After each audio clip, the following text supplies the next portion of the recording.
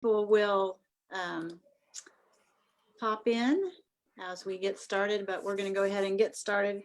And thank you all the DAB members for having your cameras on. I really appreciate that. We'll do, let's do introductions because we have a couple of new members tonight and I want them to have the opportunity to introduce themselves and the rest of you to introduce yourselves to them. And then Jamie Buster from the clerk's office will be joining us to swear all of you in, all of the DAB members for this term. So, so let's start there. I will just call each of you, and if you will introduce yourselves, DAB members, I would appreciate that. And then as more people come on, we'll introduce them. So I'm going to start with our existing DAB members, and then we'll save our two new DAB members to the end so they can really give you a little bit of their background. The rest of you, you know, if you'll name and what neighborhood you represent, would appreciate that. So let's start with Bill Washburn. I had my finger on the button. I'm Bill Washburn. I'm with Sherwood Glen. Thank you, Bill. James. James Deckard. I'm in North Riverside. Scott. My name's Scott Lucas. I'm with Benjamin Hills, Pleasant Valley. Thank you. Sergio. Sergio, Deborah Najera, El Pueblo neighborhood. Thank you. Elena. Elena Welch, Historic Midtown. Thank you. And I think that's all of our existing.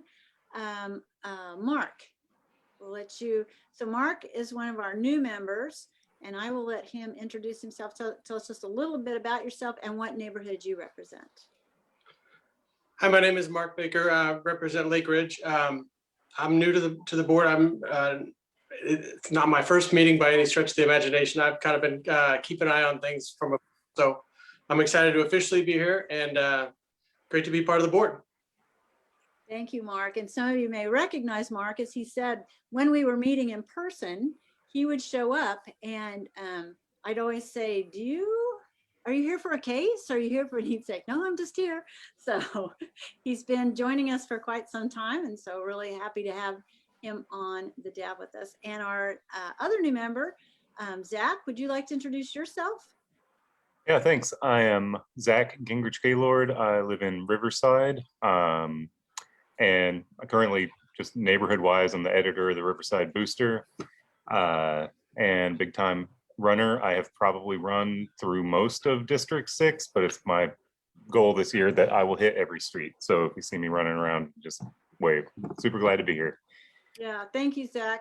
Zach has contacted me on a couple of cases, and it was pretty evident that he was well informed, kept himself well informed on things, and represents Riverside.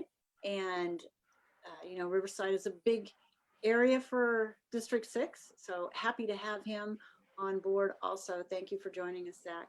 And I think Linda Matney joined us. Linda, do you want to introduce yourself and let us know what neighborhood you represent? Whoops, you're muted. I'm Linda Matney, and I'm with the La Placida Park neighborhood. All right, thank you. And okay, I think that's all of our DAB members that are on tonight. And so Jamie has from the city clerk's office has joined us, and she will swear in all of the members that are here this evening. So Jamie, I'm going to turn it over to you. Okay. If every DAB member could put their camera on so I can see you. Mm-hmm. And if you could unmute your mics.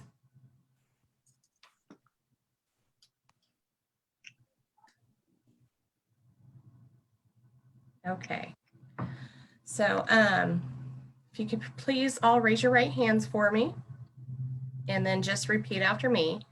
I state your name, I say your I, name, Sergio Deborah Najera, Bill Washburn. solemnly swear to support the Constitution of the United States solemnly swear to support the Constitution of the United States and the Constitution of the State of Kansas, and the Constitution of the State of Kansas, and faithfully discharge the duties And faithfully discharge the duties of the District 6 Advisory Board of the District 6 Advisory Board for the City of Wichita, Kansas, so help me God. for the City of Wichita, Kansas, so help me God. All right, great. If you guys remember from last year, I mailed a packet to you in the mail, and there were 2 forms to sign back in. We'll do that again. New members, you'll, like I said, get a packet in the mail. There's going to be some information in there, and there's 2 pages that you'll sign, and a self-addressed stamped envelope will be included. And so you just sign those papers and send them back to me as soon as you can. All right, and that's Good job, all I Jamie. need. And Jamie, for the folks that aren't here, our DAB members that aren't here, that need to be sworn in, you guys will handle that for us? Yes, make appointments with them, and we can do virtual oaths at their convenience. Can they vote tonight if they show up later? If they are existing members, yes. Okay, all right, good deal. Yeah, we got our 2 new here, so they got sworn in, so I think. we're all Okay, set and we'll perfect. arrange for them. All right. Thank you Yep. so much for joining us. You're welcome. All right, see you tomorrow. See ya. Have a good meeting. You too, thanks. Have a good evening. And I just want to recognize that our school board representative, Ron Rosales, is joining us tonight. So thanks, Ron, for joining us. Appreciate that. And You're bef- welcome. Good to be here. Thank you. Good to see you. Before we turn to staff reports, just want to give a little preview of the meeting this evening. So we have 2 items, the zoning case and then a listening session on the ethics policy. And so Anna's going to facilitate that. On the zoning case and during staff reports, if you have questions, what I'd like to see is if you'd raise your hand either virtually, with the little reactions button, or raise it like this so we can see that, so we can direct questions in that way.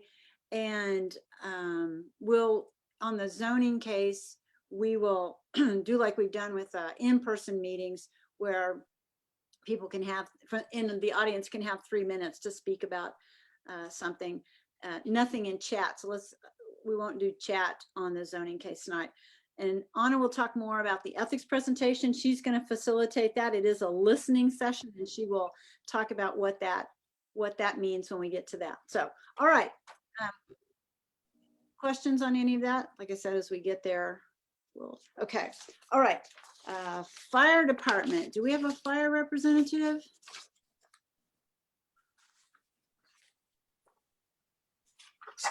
Nobody from fire tonight? Okay, let's go to police. Who wants to go first? You want me to pick? How about Officer Johnson? You're muted though. Well, you're not, but I can't hear you.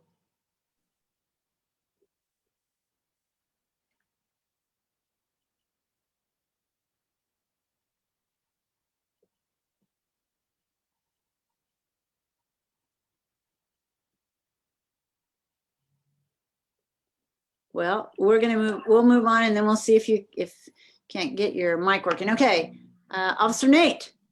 Yep, I'll take over while Officer Johnson does work on that.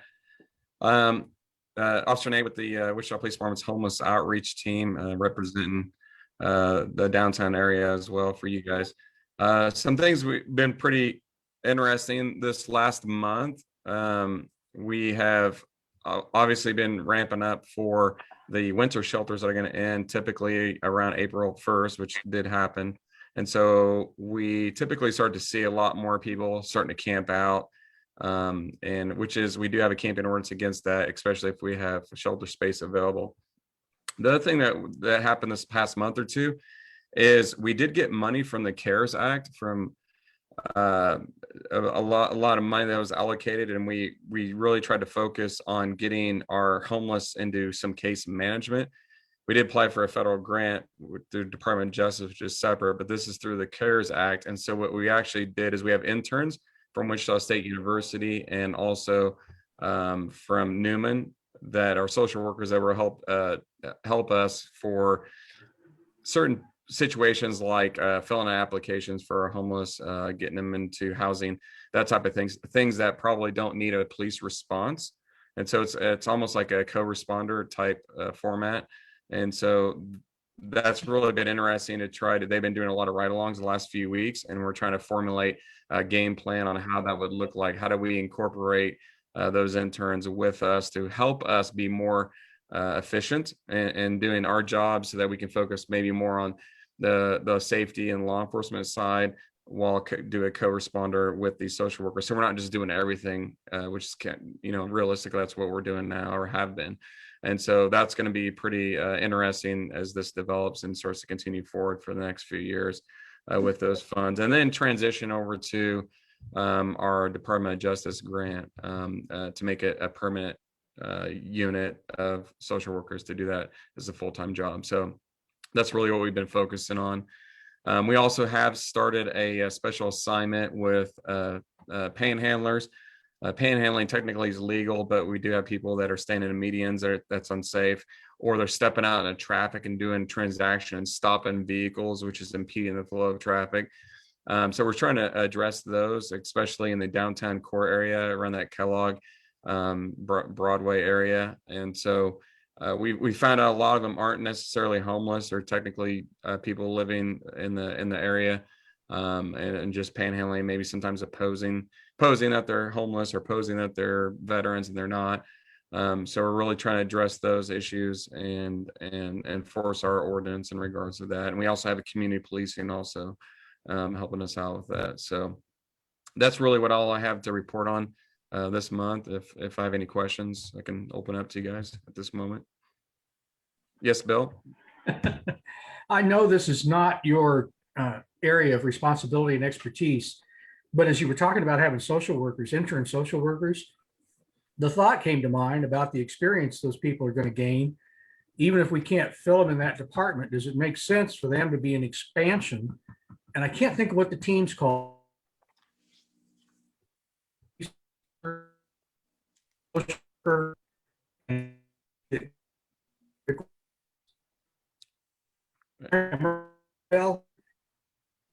Bill, you froze on us. Yeah. Did you hear me? You're kind of breaking out, but I tell you what, Bill, if you have a question for me, maybe put it in the chat and then I'll try to answer it that way, because your screen blacked out just now. Sorry. And it sounded like a really good question too. Hey, Officer Nate.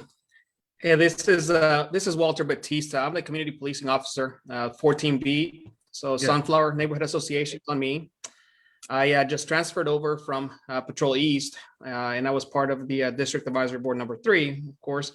Ben, of course, I think that what Bill was asking about the social worker, he may have been talking about ICT1, which is Integrative Care Team, where we have an officer, a paramedic, and a social worker riding together, responding to these mental health calls. So that's relieving both the social work side as well as the patrol side as well. So that's helping out quite a bit. I'm not sure if that's what Bill was talking about. Right. Yeah.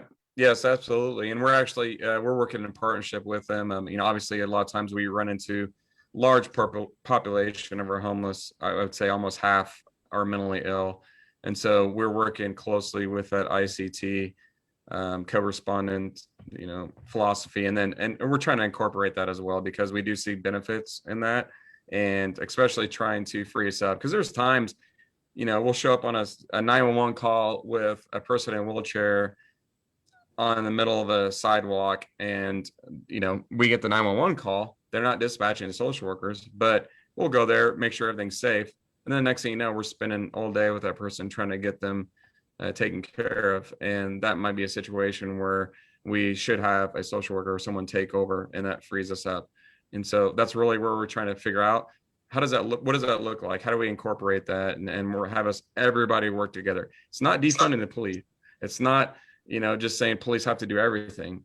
It's a little bit of both. It's looking at both, both aspects of that philosophy and combining it and saying, how can we work together and make this work and help everybody out? Any other questions for Officer Nate? Scott? I did have and it's probably been a couple weeks, Nate, community member reach out to me about just transient population, 21st, 19th-ish in Broadway. And just sort of moving a little bit more to the west. And that's where this person lives. So just to make you aware, that if there was campsites or anything else in those neighborhoods, just told them I'd let you know. I do. Thank you for letting me know that. I do know that we were addressing some campsites around the 1900 block 21st area and Amadon. There are some bridges there and also along the river, and also even going over to 13th and Amadon. There was a lot. And we ran into two individuals that actually qualified for our Housing First program, which actually gives them permanent housing for until we can help them get their disability or work. And those two individuals have been qualified, and we're actually working with them to help them get housed. And they've been camping out for years in that area. So I don't know if the same individuals or not, but I can tell you that we are working with those individuals and working with the housing programs to address those citizens and those homeless people in that area. Other questions? Any other questions? Right, Officer Batista, thank you for joining us tonight. It's nice meeting you guys. You have anything else you want to add? No, like I said, I'm looking forward to working with you guys. This is my first DAB 6 meeting, so I'm trying to just learn and figure things out. But like I said, I'm here to help. I like to use technology a lot, so I'm getting involved with the neighborhood app, the Nextdoor app as well, because a lot of times people don't want to call 911. They think that it's going to be an inconvenience, but I think it's very important for them to make those reports. So like I said, I want to make myself available to be able to help out like that. All right, and you, where'd you come from? Where were you before this assignment? So I was community policing Patrol East. I was the Plainview Community Policing Officer. Oh. All right. Well, we're happy to have you. Thanks. All right, Officer Johnson, All right, how about now? Can you hear me now? connected. Great. All right. Hi, I'm Officer Brent Johnson. I'm the community policing officer for 41 Beat, which basically goes from Central to 17th Street and Broadway all the way west to the river. So I'm representing Patrol North Community Policing. And a couple of things I have on the update really is we had a couple of recent shootings.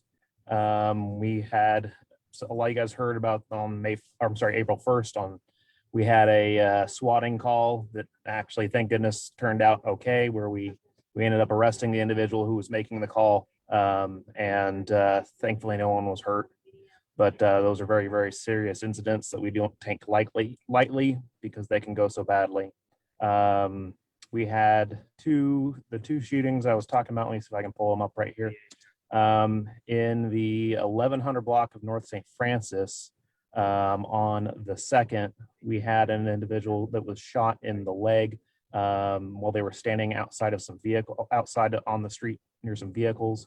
That individual went to the hospital, but they were not critically injured. And we're working on that and working on suspects for that location. We also, in the 2300 block of North Broadway, had another shooting on the 2nd. This was also in the evening, almost back to back, really within minutes of each other, around 10 o'clock p.m. And that one, we had 2 individuals that were shot at by a shotgun. And we have that suspect in custody, and we've arrested them for their 2 counts of aggravated battery. So on that vein, I always make sure to tell people when it comes to shootings, if you hear gunshots in the area, make sure you guys are calling 911. You know, don't always assume that your neighbor is going to be the one to call. Please call 911 and tell us that maybe if you just heard a couple of shots, which direction, how close, all of that would very much help us try and track a lot of these down and get to people and render aid as quickly as we can. So I would say do that. And we're trying to do our best catching up on the north side of town. We're having a lot of shootings, both east and west of I-135. So both in District 6 and also in District 1 too. So we're working really hard on that. Also, we were having some trouble with some auto thefts. So we did the community policing team, we did a special assignment on the apartments near Central and Waco to try and catch some auto thieves that were stealing some cars. We got 1 suspect identified that was watching for the opportunity to steal a vehicle, and he didn't get a chance to try it.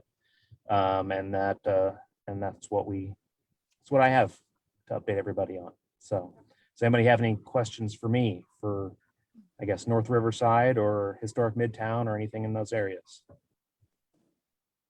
Anybody? I think we have a question on Facebook for Officer Nate. Anna, do you want to ask that one? Yes, so we do have the question. It is, will the city help create substance abuse programs for the homeless, as many are mentally ill and addicted to drugs or alcohol? The Midtown area is where many of the transients congregate. Great question. I will say I don't know of any efforts, and I could be wrong unless Councilman Claycomb can correct me. I don't know if the city will be involved in substance abuse issues. However, typically that's a state issue. I will say that our city, our chief, and also Sedgwick County and Sheriff Easter, among a lot of other agencies, including SAC, which is Substance Abuse Center of Kansas, is involved with the Mental Health Substance Abuse Coalition. I put a link on there in the chat that you can go to and check out the progress in regards to that. They are looking at funding and grants in order to address those issues from that organization. That is something that the city is involved in.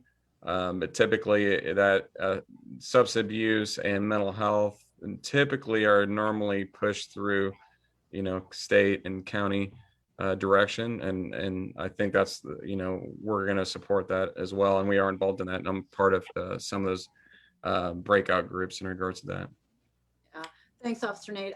I serve on as Officer Nate does, I serve on the Mental Health and Substance Abuse Coalition. I'm on the board of directors, and that is, as Officer Nate said, I don't think the city would be in a position to duplicate services that are already offered by service providers or things that come from the state or the county, but we are there to support in any way we can. And so the homeless outreach team is part of the services we provide. The city's participation in ICT1 is also part of that. We're looking at expanding that if we can figure out the funding for that. Some of the grants that we've got help in that area. So I think the city's role is a partnership, as we have been. So thank you. Any other questions for any of the officers? James.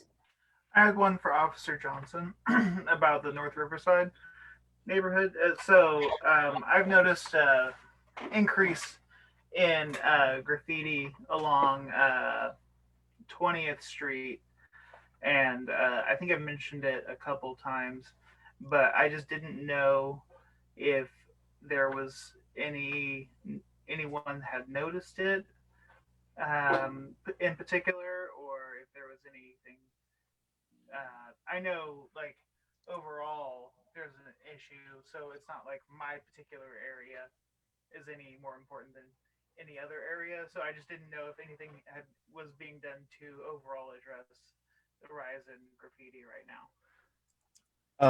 So first of all, I'd like to put that in so we can cover that up. So 20th Street. Where near 20th? Right at 20th and Hood. It's actually been covered up, so the graffiti is actually over the cover up. Currently. Nice, very nice. Okay, well, we'll get somebody out to cover that up again, and we have to be diligent on if people can report it to us, that we can go back and keep covering it up, because it's only then that we'll see a lot of these taggers get tired, that basically their graffiti gets covered up a lot, and it will take us multiple times. But what we're doing right now is we are on the north side. We're talking about trying to put together some special assignment on graffiti. We're also trying to follow around some of our taggers and get some of those in custody. We recently, a few months ago, had to follow one all the way out to South Wichita and have South Community Policing help us take somebody into custody for some graffiti that they had done on both north side and south side. So we're having to do a lot of work to go into those, but we're trying to figure out what's our best response to that is. So it's going to take a lot of identifying where these are happening. If there's stuff that we can do, like talking to owners about better lighting, so that this is more, people can see it in progress, that we can catch somebody while they're doing it. A lot of stuff like that is probably going to go into how we're going to decide to respond to it. But it's tough right now, and there's a lot of gang retaliation as part of our reasoning with a lot of our shootings, and so a lot of that goes with, you'll see in gang graffiti, kind of almost a precursor. It'll show you that there's going to be probably a shooting sometime soon as heads start to butt for territory. So that's a long answer to your question, but we're working on it, is my best answer. I would like to add something to that. The city of Wichita has a link for reporting graffiti, which I'm putting it on the chat. And part of that, you can report it whether it's on private property, if it's in a park, if it's graffiti of the public art, or public. Let me see what else. So when you click on that link, it takes you to this form where you can take a picture of the graffiti that was actually tagged. Of course, it asks for a description of an address, and then we can go ahead and get started with that. So that helps us quite a bit. So if you guys see any type of graffiti, feel free to take a picture, submit it, and get that request, and we'll get that stuff taken care of. And that's probably the fastest way to get it taken care of, but you can always call the neighborhood center and they'll get that, Anna's office will get that taken care of too. Kathy? Yes, I got a phone call today that someone had tagged Manissa Bridge again. I haven't been by to get a picture of that yet, but it's my understanding it's on the west end of the bridge on the big wing walls where the colored cartholite is.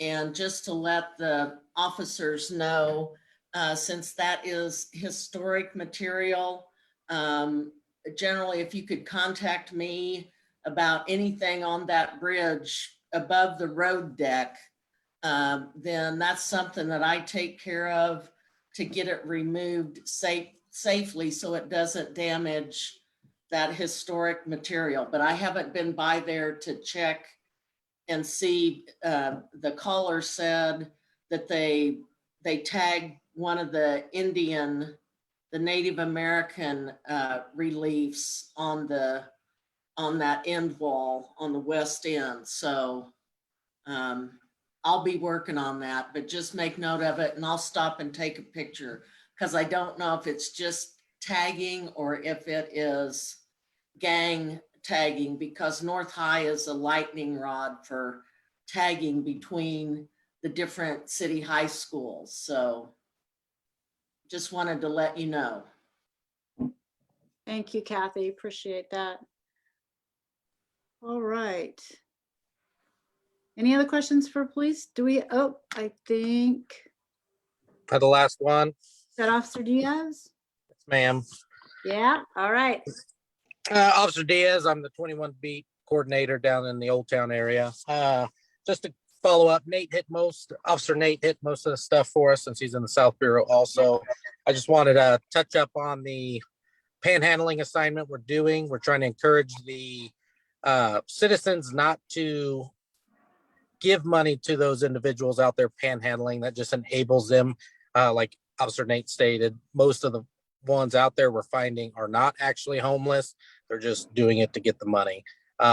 If you really want to help the homeless, then there are several organizations that you can donate to make sure that money is being used for good use. Because even if you give it to an actual homeless person, sometimes that may fund their bad habits. So we want to prevent that and actually put your money, if you want to donate it, put it into one of those good services that police department and those services can use to help these individuals get off the streets and put in different homes. So, but we are still working on that.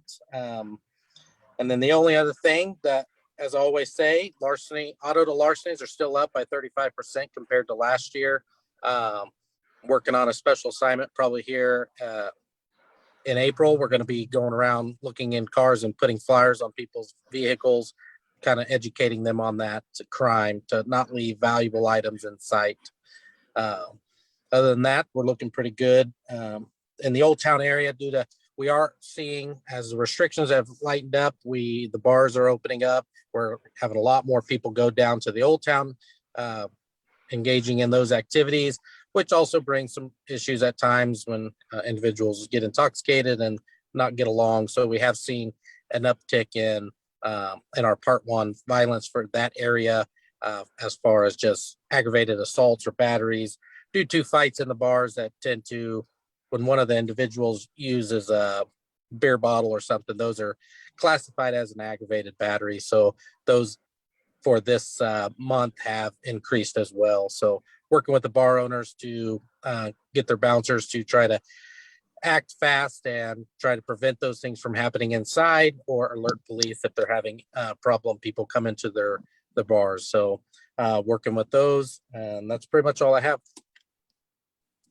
Thanks, Officer Diaz. Any questions for Officer Diaz?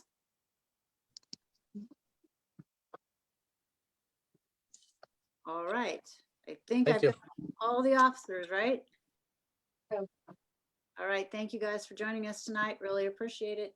As always, you're welcome to stay, but we also understand you have other things to do. So we will see you next month for sure. All right. Thanks. Okay. Anna, do we have anybody from Park and Rec tonight? Councilmember Claycomb, it doesn't look like, and it doesn't look like we have anybody from the library either. Okay. All right. Well, we will catch up with them next month then. We do have a scheduled public agenda item. And so Harold Schleppweg is here tonight to talk about voter registration in Delano. Harold, we will give you 5 minutes and the floor is yours. Thank you, Councilwoman. This is for information only, not asking for any action, although I certainly appreciate any suggestions or ideas. I do want to say I've been working with the League of Women Voters. Can you all hear me? Yeah, good. I've been working with the League of Women Voters. I went to them and said I would like to do a voter registration effort in Delano, which is in the, the southern end of District 6. And the League of Women Voters was very helpful for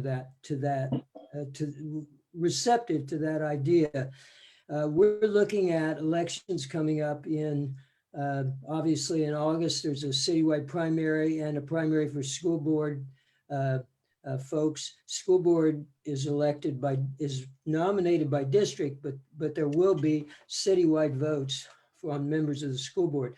So there will be a number of offices, and of course, District 6 is in there for people in Delano to vote for.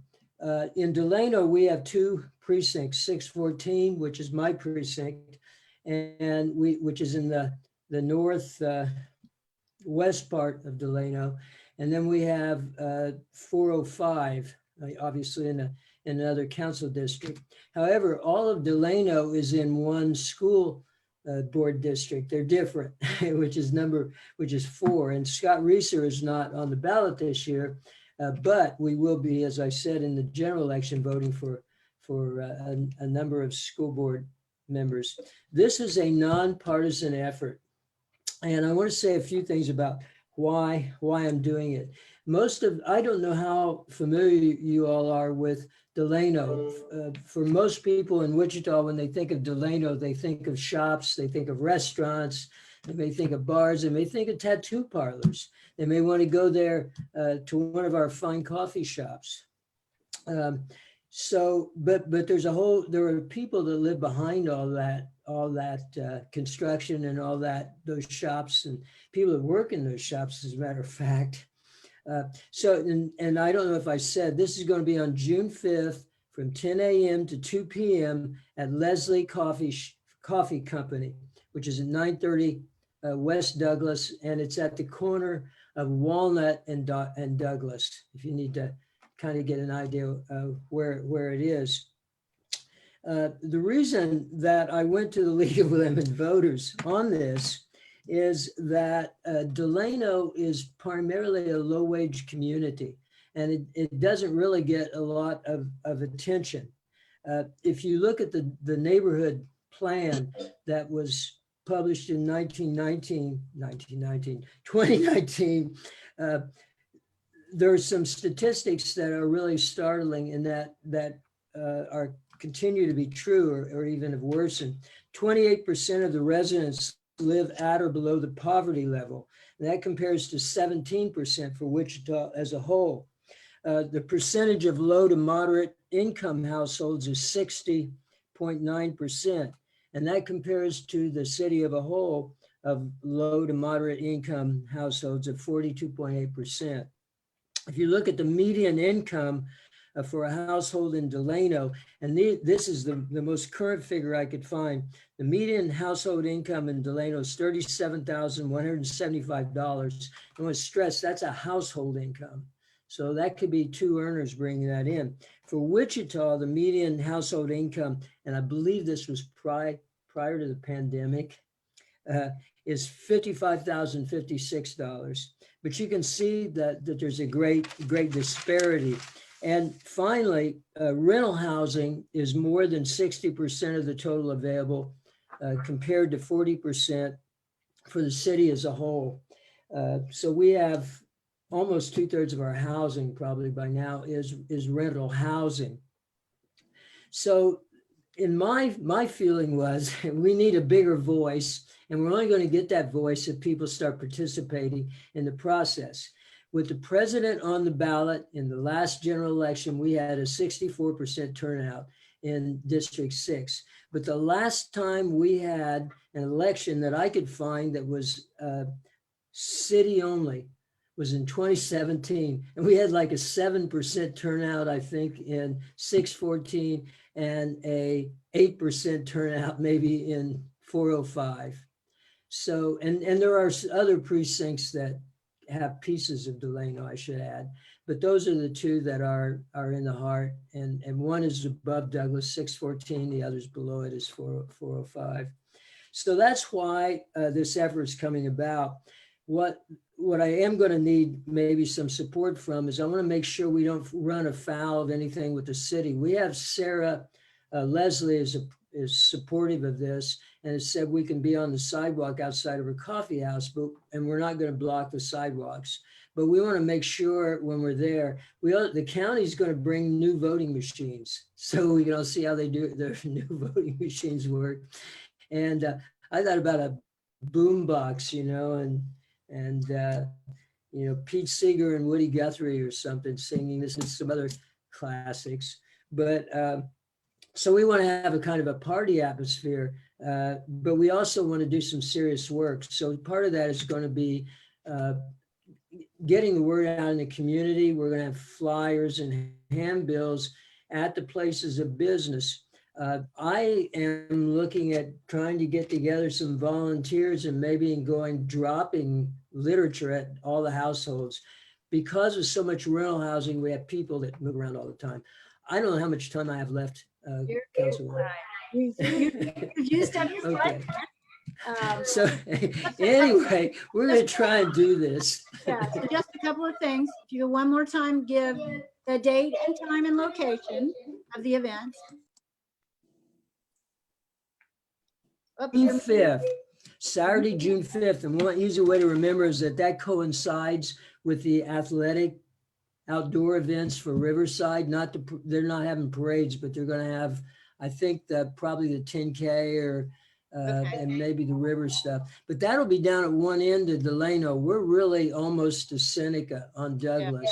Okay. But it'd be great, if people come up our way. 10 to 2, is that what you said? 10 a.m. to 2 p.m. And you are looking for volunteers.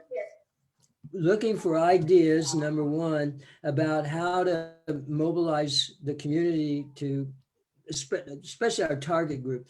We're also hoping that this helps publicize the fact the city is having elections because, people get all wrapped up. General elections, you can't avoid them. I mean, they're going to. Harold, if you want to put any contact information in the chat, people can get that to contact you. So thank you for joining us tonight. Really appreciate it. I think it's a good event. So thank you. All right. Okay. Is anybody else here to speak on something that is not on the agenda? So any off agenda items tonight? Does not look like it. All right. Then our first new business item tonight is a zoning case, and I'm going to turn it over to Kathy.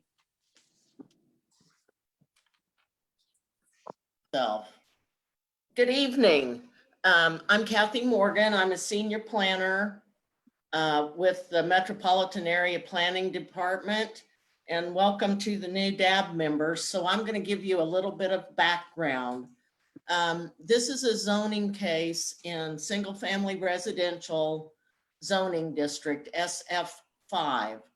And in the residential zoning districts, it is a requirement that if you have an accessory dwelling unit, we call them ADUs, that is either you build one in existing like detached garage, that's pretty common, or you build a new structure on your property, you have to have a conditional use to allow that, the dwelling unit, before you can get a building permit. So this case is located in the north end of District 6, and it is about 1.5 acres. There is an existing detached garage with a shop building attached to it, and the applicant is requesting that they be allowed to put an accessory apartment inside the garage building. Anna, can you go to the back pages where I have land use maps and whatever? Okay, so there's the aerial. It backs up to the river. There's your zoning. All of the white around there is single family residential. Go to the next one, please. This is our land use map that is part of our 2035 comprehensive plan. This is called the Community Investments Plan. And the yellow, you can see the legend on the left-hand side there that the colors represent projected uses, future uses, existing uses. So as you can see, this is within an established residential area. And as part of the community investment plan, we have been working on the Wichita Places for People that addresses infill and things like that. So what we're talking about is that it's appropriate to have activities that may increase the density of some of these areas. So having an accessory dwelling unit in this location is appropriate, and that staff is supporting the approval of the accessory dwelling unit. Having said that, I think I wrote in the recommendations that before the conditional use is approved, the applicant has to show there's an existing beauty shop there. And generally, well, not generally, the Unified Zoning Code does say that home occupations, which is what a beauty shop is classified as, has to be located within the main dwelling unit. So in this case, it's in a separate building. It may have been there longer than we have our current zoning code has had that requirement. The last time our zoning code was updated to activity or permittable uses in the districts or conditional uses in the districts was 1996. So if we've got to make sure that that beauty shop is operating as a non-conforming use, or if it's not, then they need to come and apply for a waiver to that requirement of having their home occupation in that separate, that detached building. So having said that, we are recommending approval for the apartment. So I can't think of anything else. Basically, the requirements that we put on there are standard in all conditional use applications that are addressing an accessory dwelling unit, that it needs to be similar in exterior materials, colors, that type of thing. And when I went to take pictures of it, I saw no problems with the existing building and meeting those requirements. So I'll answer questions at this point. Yep, Bill. Well, we'll see if you can hear me this time. Yep. So I'm just kind of curious, when I read through that thing, I saw that there had to be some plans submitted before the final approval would be granted. It's not an easy thing to convert a garage to a living space, I wouldn't imagine. Do they have to adhere to normal building codes in order to make that possible? Yes, they do. And the thing about this is that this garage has that attached shop. And so they have water and sewer. It's water well and private septic. And that has to be connected into the utilities of the main structure so that in the future they couldn't sell that one little piece off. That's one of the things that a conditional use does.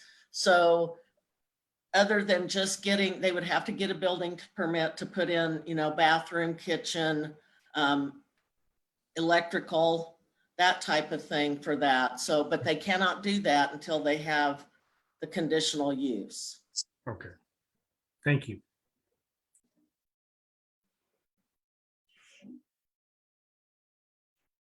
Cindy, you're muted. Thank you. Other questions for Kathy? All right, I'm going to take it out to anyone that's not on the DAB. Anyone else in the audience have questions? Does not look like it. I will bring it back to the DAB for additional discussion or a motion. I would make a motion that we accept and approve. I'll second it. Okay, it's been, oh, Scott, you have something? Yeah, I would just, could I amend that motion just to make sure we include planning staff recommendations? Yes. You okay, Bill, on your second? Okay, thanks, Scott. All right. I'm not going to take a roll call first. I'm going to take a voice vote. And then if we need to take a roll call, we will. So all in favor of the motion, please say aye. Aye. Aye. All opposed, same sign. Okay, passes unanimously, which is 7-0. Is that right, Anna? It's 8-0. 8-0, thank you. All right. Thank you, council member. Thank you, DAB members. Thanks, See Kathy. you next time. All right, thanks so much. Okay, I am going to turn it over to Anna.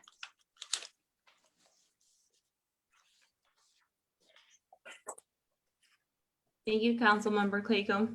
All right, guys. Well, thank you so much for joining us tonight. We do have a brief presentation, and this is with regards to the ethic policy. Tonight's listening session will be collecting feedback that we'll be forwarding to staff who will at that point be sourced, and the policy will be returned to council for an ethics workshop later in April of this year, and the adoption will be slated for May 2021. So if you have any comments, any questions, we'll go ahead and write those down, and we'll go ahead and forward them to staff, who will then process them and submit them for councils for the ethics workshop.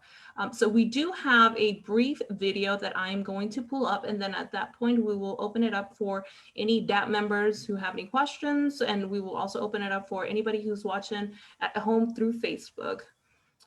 Let me go ahead and pull that up here in just a sec.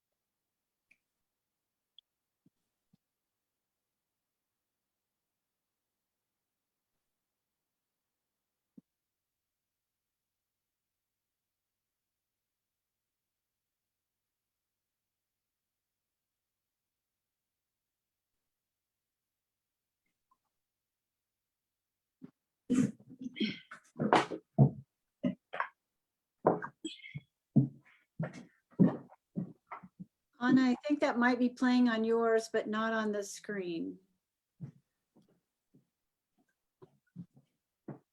All right, just a moment. Pull this back up.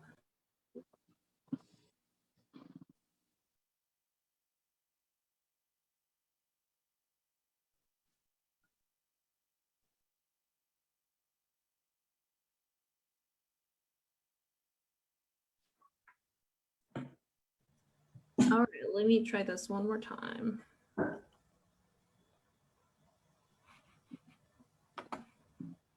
council has been working with community partners. The council.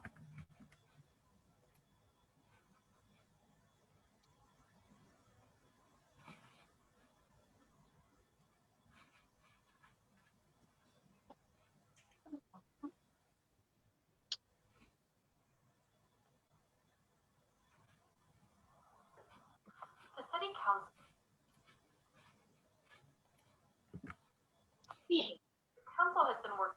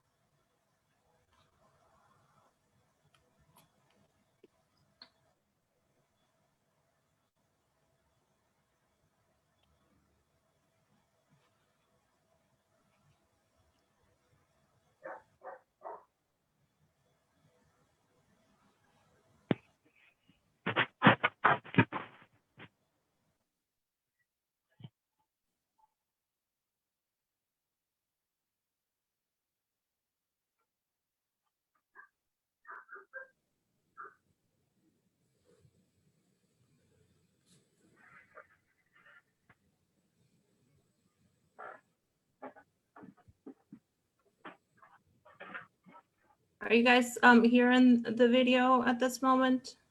No. Change your display settings, Anna. Top.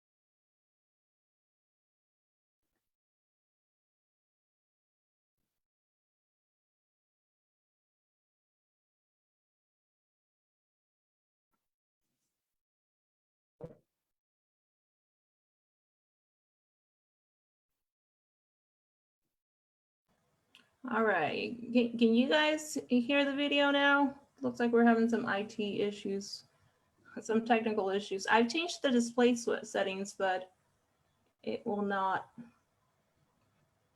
It looks like I'm sharing the video, but I'm not sharing the audio, correct? Yes. Okay.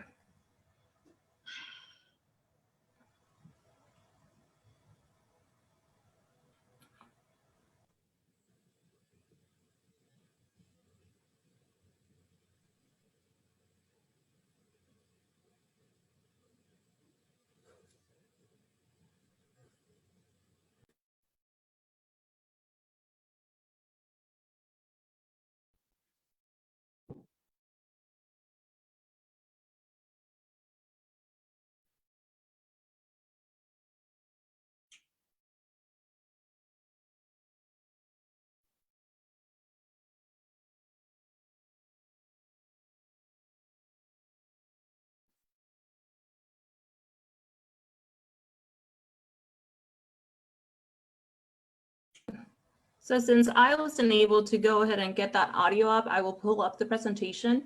We will go through the slides, and at the end, we will go ahead and take the questions and comments.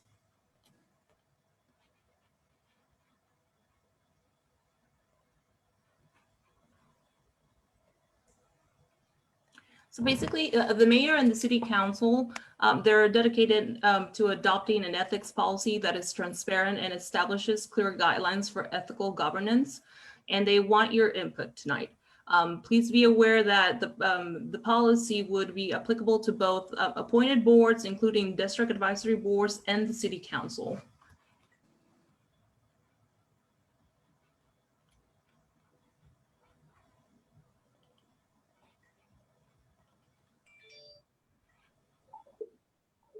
I think having a in-place policy would be nice.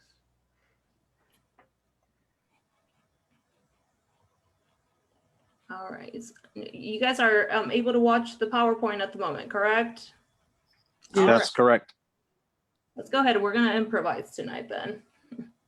Here's a timeline of the drafting and the approval of the policy. The council ethics discussion happened between June 2020 and February of this year. There was an outline proposed of the Code of Ethics.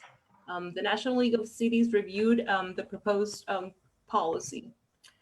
The NLC findings presented to council this past March, and if you guys are able to go back and look at that workshop, that was included as part of the agenda, and all of these documents can be you guys are able to find them under the City of Wichita webpage under District 6.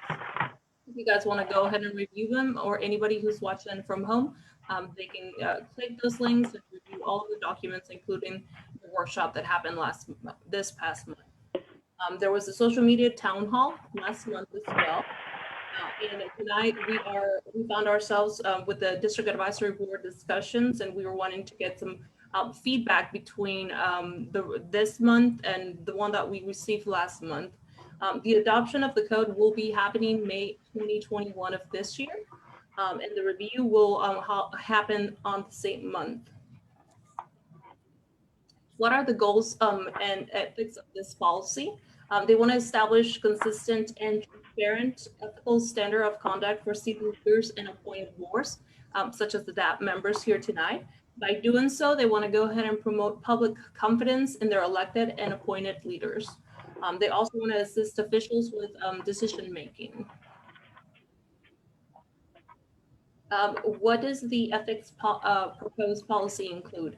It includes guidelines of avoiding conflicts of interest, regulations on receipt of gifts, standards to encourage impartial decision making, establishment of an independent ethics advisory board, requirements for ethics training, and whistleblower protection guidelines. The next step is to continue gathering some information and feedback from residents and different district advisory boards. The final ethics workshop will happen later this month, so stay tuned if you guys want to go ahead and tune into that. And then later in May, there will adopt the final policy. Here are some questions that you guys can keep in mind when giving us your thoughts, comments, or feedbacks. So at this point, I will open it up for any district advisory board member who may have any feedback, and also those watching at home. During this listening session, Councilmember Claycomb will not have any feedback, and any questions should be directly addressed to me, and then we will go ahead and forward them. Residents and DAP members are encouraged, if you guys want to go ahead and engage with your council member or other city staff, you guys are welcome to go ahead and send those questions directly to them via email. But during this listening session, I will be taking care of those. I will go ahead and submit those questions and those comments.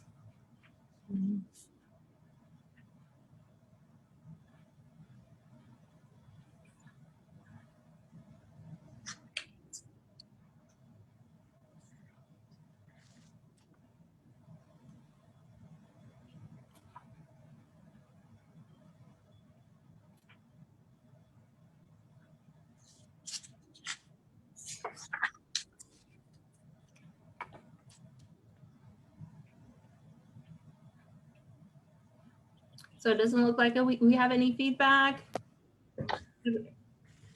I might have, well, I do have kind of just an observation that I will articulate, that the ethics policy seems, is obviously targeted towards individuals who are participating in city government, but it doesn't necessarily address the makeup of that participation. So for instance, it seems that people can act ethically. I'm sorry about the dog. Within like boards as they're structured, but if there's no opportunity for, say, people on the margins to be able to participate, that doesn't seem like it can be a very ethical structure. So I'll give you a concrete example. There's a small business advisory board, but no employee advisory board. There's a lot of work done to address homelessness, but there's very little participation officially by homeless people themselves. So my just observation would be, I wonder if there isn't a place in an ethics policy for some sort of structured recommendation about the makeup of those boards, whether or not it's that the socioeconomic makeup of boards or advisory committees or whatever needs to be reflective of the socioeconomic makeup of the city. So even then, for instance, as Harold was talking about Delano with 60% renters, it might be interesting to have, or it'd be interesting, but also I wonder if it isn't ethical to have housing boards be comprised more of people who actually rent housing as opposed to landlords or property owners or things like that, and whether or not there's systemic ethical issues that can be addressed by the ethics policy.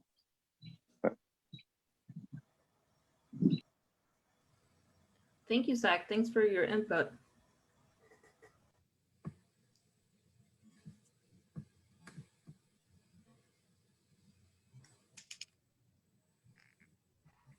I think my biggest comment is this seems like a pretty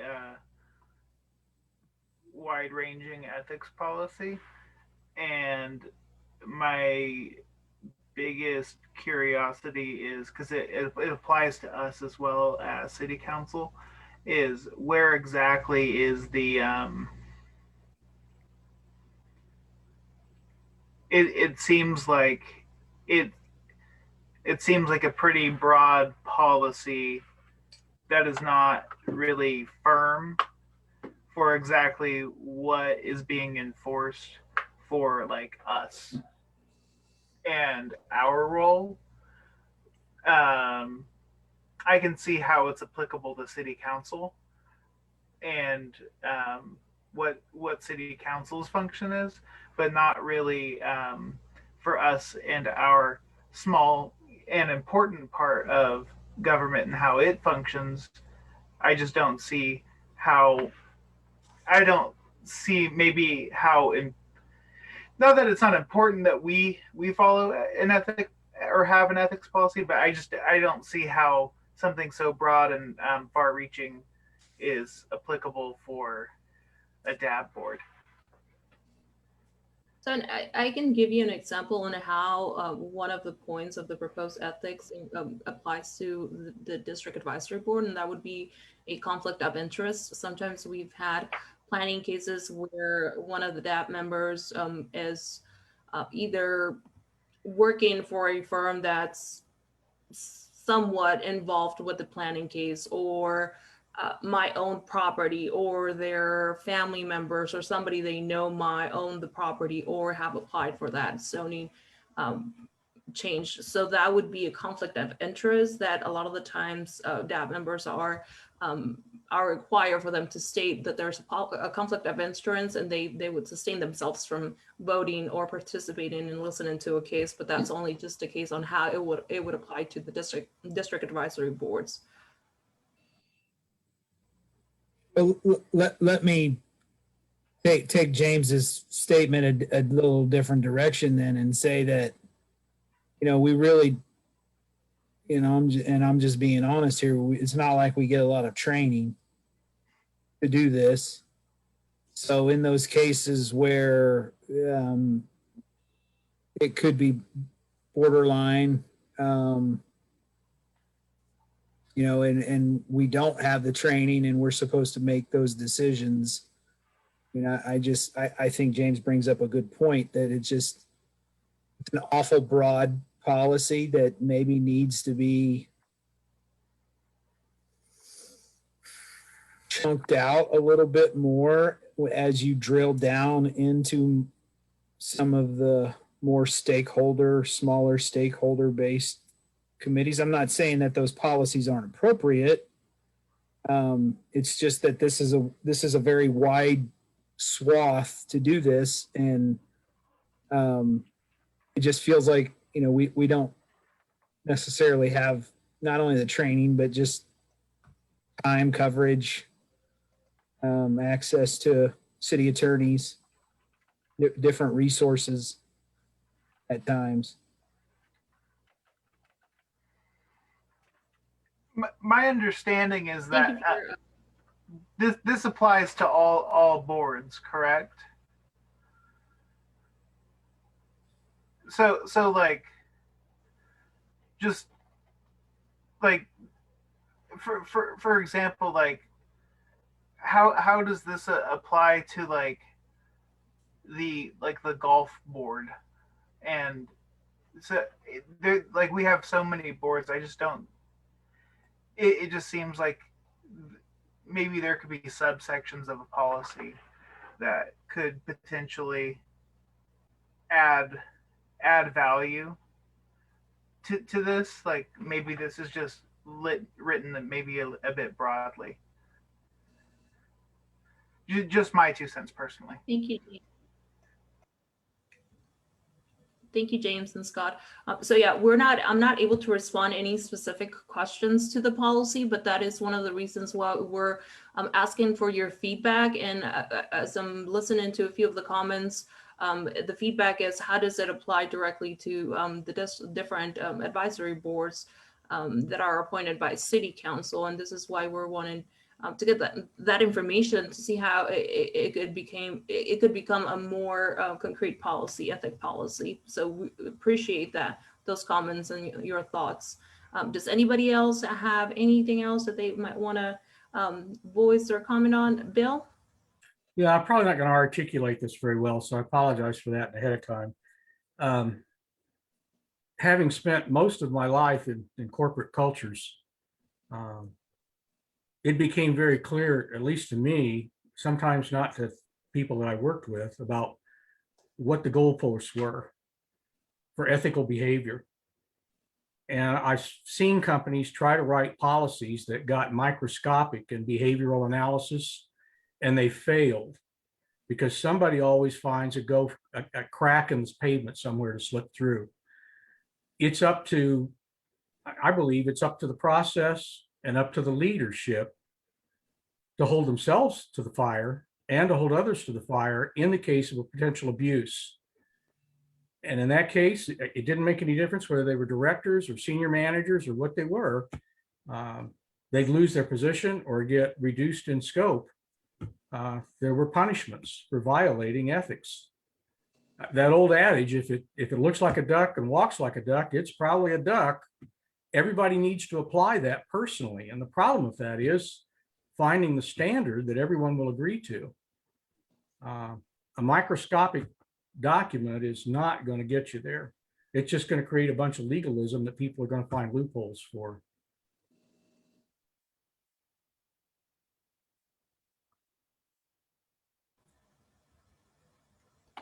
Thank you, Bill. I'll go ahead and make sure that we go ahead and get that as part of the written response back to city manager and the council as well.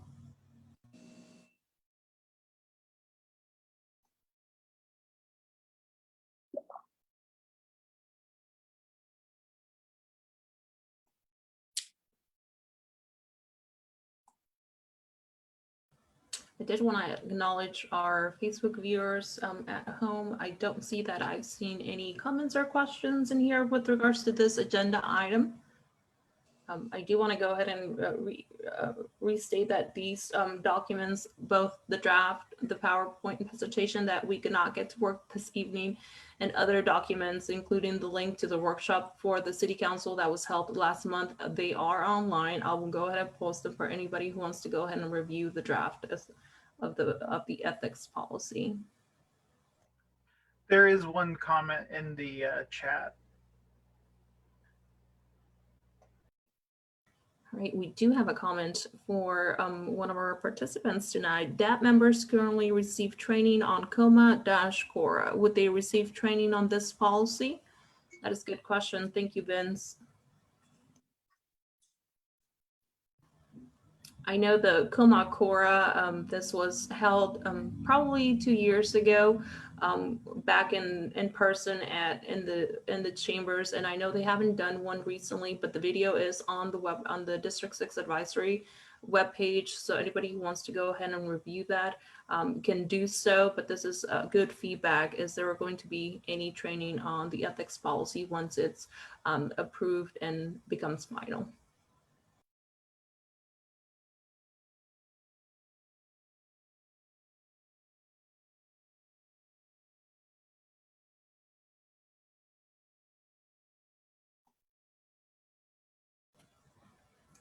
Does anybody, any other participants or DAP members have any other questions or comments? If you don't at this time, we do encourage everybody to either email your city council representative or the mayor as well. You can email them and send them your questions, your comments, your concerns. Councilmember Claycomb, I don't see anybody else that has any other further discussion. I do have one, Anna. Okay, go ahead, and Vince. I wanted to make sure that you had opened up for non-DAB members to speak. Thank you for posting the ethics PowerPoint and the ethics staff report on the District Advisory 6 webpage.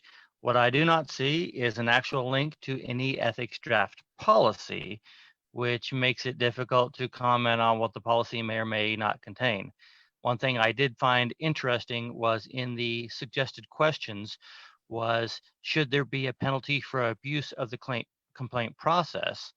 And not being able to see the actual policy, I find that to be interesting that we have penalties for the abuse of complaining people, but there's no reference to any, should there be penalties for the abuse of ethics violations. I just thought that that was an interesting call out for that, absent the fact that we have no draft ethics policy to look at all. The draft was part of the agenda. Vince, Okay, we do have the draft. It is on the web. It's named differently. We did not want to change the name, so you can find it if you scroll down. It won't be at the top because we usually upload our documents with the date, starting with 2021-04-05. We did not date the draft policy, but it is on the web, and I can go ahead and send that to you. Okay, that's the one that was dated on January 26th, but due to a problem with the website, it sorted it way down to the bottom of the list. Thank you. I withdraw my question. That's correct.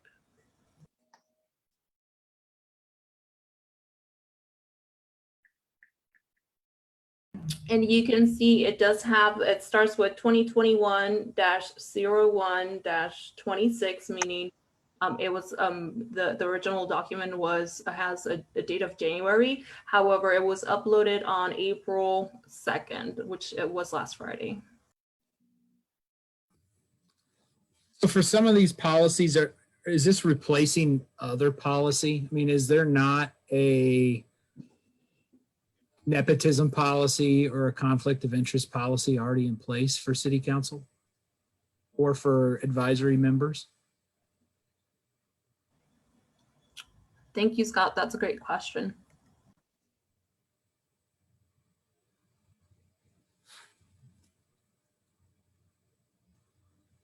I should know the answer to that is probably the better statement. The problem is, Scott, both Anna and Cindy are forbidden from responding to our questions in this process. That is correct. This is just a listening session. We're only taking questions and comments. We will submit them to staff and they will go ahead and put them all together into what will become a final, draft of. Have staff respond to me. Yes, so I will go ahead and write down your question and we'll go ahead and have staff respond to that question. Thank you. And a lot of the time, some of these questions may not be looked at as the question, but more as a statement that could help with the draft.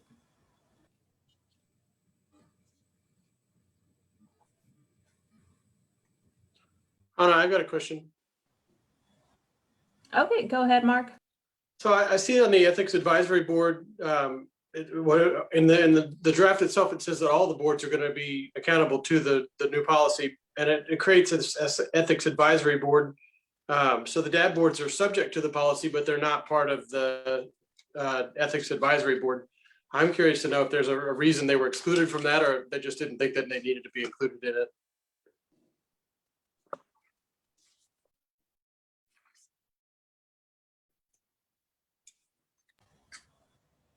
Thank you. Bill, go ahead. Do you have a question or comment? Just a comment. As I read through the draft policy, one of the things that concerned me was that although there's an ethics board put together, it wasn't clear to me that it was an avenue for someone who has a potential ethics question to ask before the violation takes place. You know, is that something that is known throughout Public Works or the city of Wichita, that you just go to HR, or what do you do if you have a question?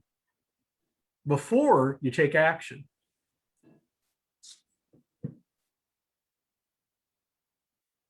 Not everybody recognizes how a duck walks.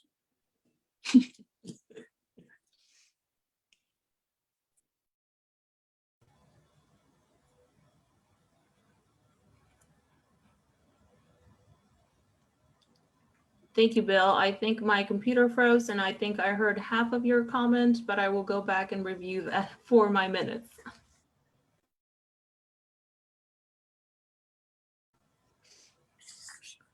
All right, does anybody else have anything? Does anybody else have their 2 cents that they might want to pitch in?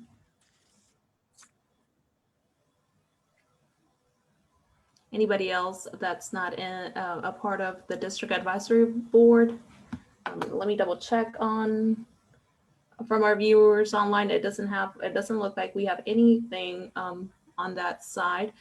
So at this point, Councilmember Claycomb, I will turn this part of the meeting over to you. We will go ahead and draft. You will see some of those questions and comments as part of the minutes at our next district advisory board. We will go ahead and submit them to city staff within 78 hours. They will go ahead and get everything ready for the April workshop that council members will attend. I will go ahead and we'll make sure to keep you guys updated when that workshop happens, and as well as when the final copy of that ethics policy draft will go to city council in May. Thank you, Anna. Appreciate you facilitating that. All right, we're at the end of the meeting. Any updates, issues, or reports from any individuals or neighborhoods? Anything anybody wants to announce from their particular neighborhoods? Or things you need to report to Anna or me? Spring cleanup around the corner. We don't have a date. We meet tomorrow. Is your board meeting in person yet, Scott? Kinda outside. Oh, okay, good. So yeah, we did outside last fall before it got too cold. Yeah, so it's just the board? Yeah, we still haven't had an actual neighborhood meeting, just board. Okay. Good deal. I'll be glad when people are back, when we can get back, right? Yeah. Bill, when are you guys coming back? Do you have any idea? No, like Scott, we've done a couple of Zoom meetings when subjects came up with the board. We haven't really talked about when we'd go back to neighborhood meetings yet. We do have June 5th scheduled for our cleanup, thanks to the city for allowing us to participate in that. The park is coming along really well. I'm really impressed with the progress they've made and what it's materializing to. The only thing the major things that are left are the impact absorbing surface in the playground area and striping on the sports court. We're already getting a lot of usage out of that sports court.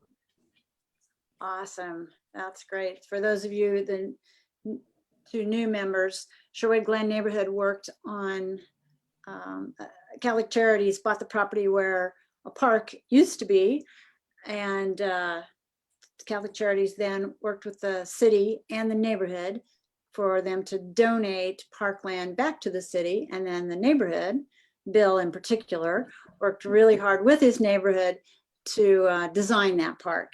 And so it's a very nice little park, and excited to see it finished. So thanks Having Bill, fun. on that. Yeah. Any other neighborhood announcements? For Historic Midtown, we are going to try to have the walking tour this year. It really is just going to depend on what really happens with the pandemic situation.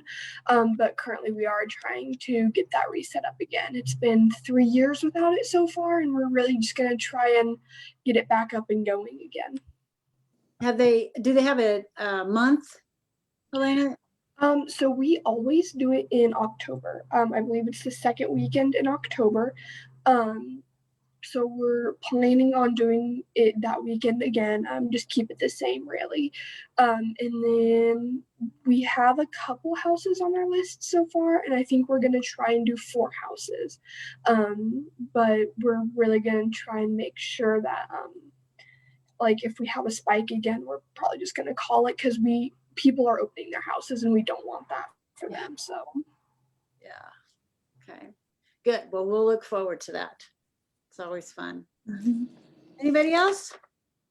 I just recommend that everybody go get their vaccinations. That's right. Get vaccinated. Absolutely. All right. I have 2 announcements, and I think Anna has a couple. Anna, you want to make yours from the neighborhood center? Yeah, of course. Thank you, Councilmember Claycomb. And to piggyback on Linda's comment about getting a vaccine, we will have a point of distribution. We're working closely with Sedgwick County Health Department and at the Black Nurses Association to bring a vaccine mobile site to Evergreen Recreation Center. That's going to be taking place May 1st. And the second dose happening on May 22nd. Anybody who wants to go ahead and schedule their appointment for May 1st can call the Evergreen Neighborhood Research Center during business hours. The phone number is 303-8042, and we'll go ahead and get everybody on schedule. A lot of the times, residents who have transportation issues or any other issues might not be able to make it to the library downtown or to other sites, but if it's right there in their neighborhood, they might want to go ahead and get that scheduled. We are May 1st happens to be a Saturday, so that will also help a lot of people who are not able to take some time off during their weekdays to go get vaccinated. We'll be posting that on the District 6 Facebook page. Please share with your neighborhood associations, friends, and family.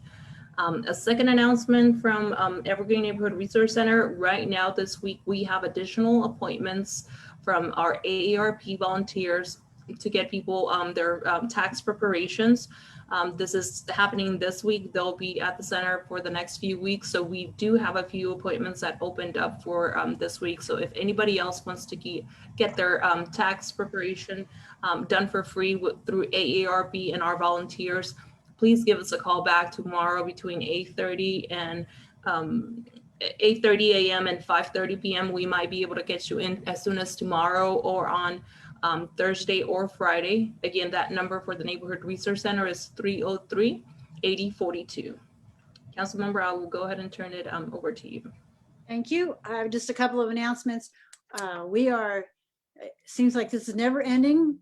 We go from one budget to the next. So we start our budget discussions this week. We have our first budget retreat. I know people think this is weird, but I really love budget retreats.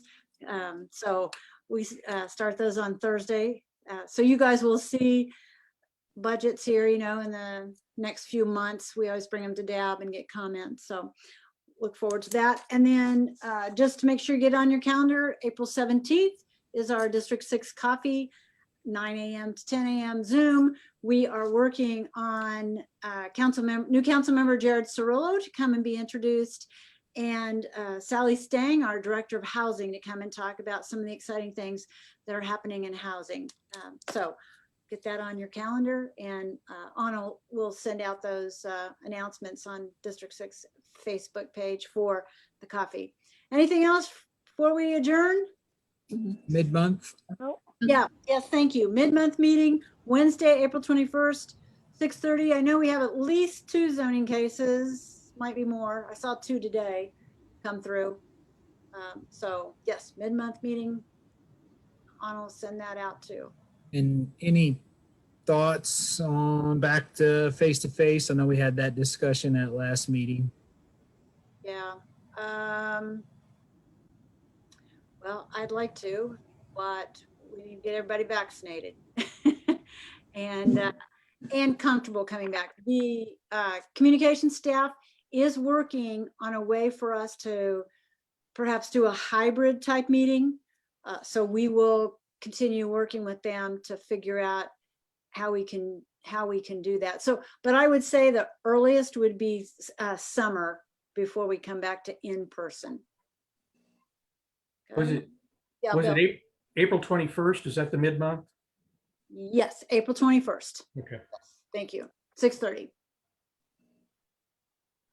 And I will go ahead and try to get that agenda out on April 16th. That is the Friday before that meeting. So be on the lookout for that agenda. So new DAB members, not to put you on the spot, but any questions you have from tonight that would have made a difference or made your job easier? Comments? Okay, I'm getting no. You guys got an easy zoning case tonight, so that was good. Get you kind of broke in on an easy zoning case. And I don't remember what the two are, or at least two, like I said, mid-month, but you'll see those and we'll figure that out. All right, good to see you all tonight. We'll see you, Bye-bye. if not at the coffee. All right, see you all. All right. See you later.